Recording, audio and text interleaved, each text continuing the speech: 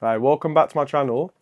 I had the luxury of sampling, I think it was around 4 or 5 of these from Edulge. I'm going to open up for you.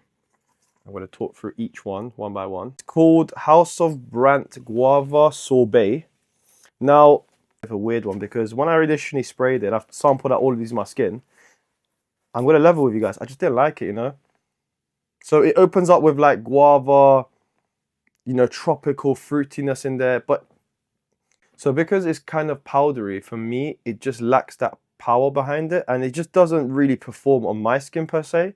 But it becomes so powdery to the point where I don't see any projection there, or longevity whatsoever. So for me, it's going to be easily a 6 out of 10 for me. I just can't recommend it. But medium projection in the sense that it's just got that sweet opening, and then when it kind of dries down, it's a bit disappointing for me. So I can't recommend it. Alhambra Dubai Musk. Now, Dubai Musk. Now, I kept a note of this because I want to keep it out like for your own benefit. Like, I just want to see.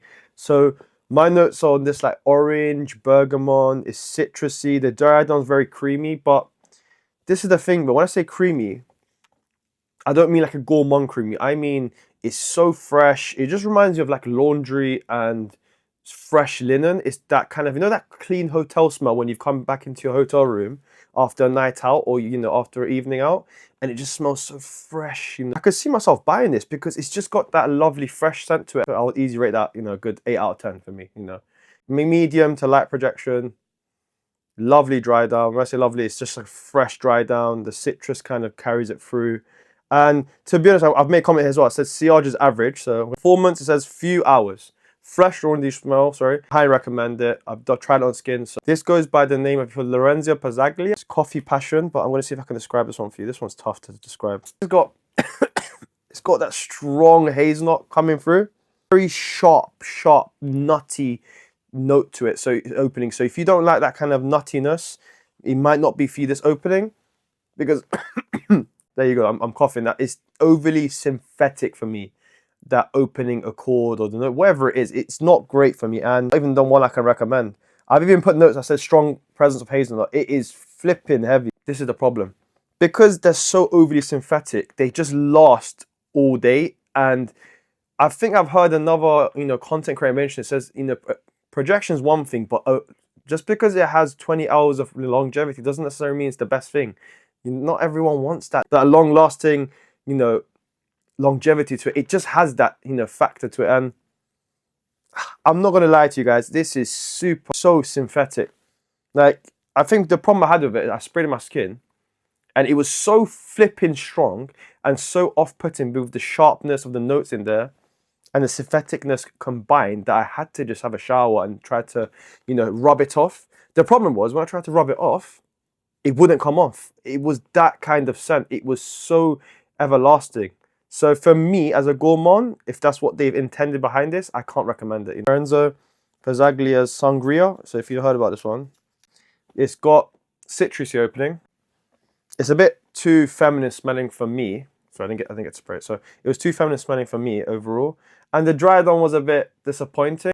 Like I said before, these are the kind of scents where you gotta really like and love this kind of perfume house, because let me give you the backstory as well whilst I'm at it.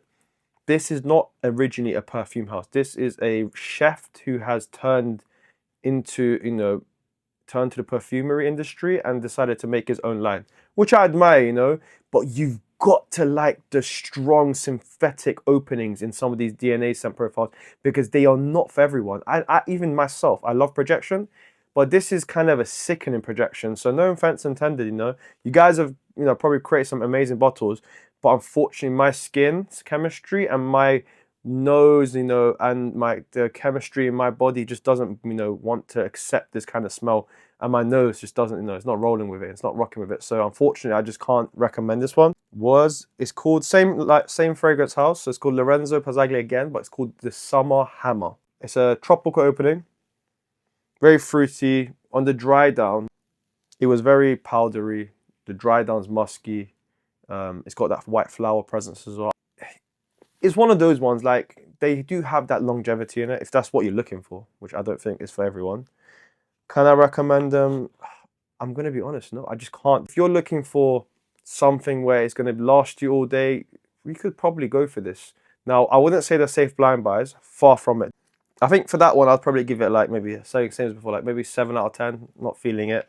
And the other one earlier, Sangria, same, 7 out of 10.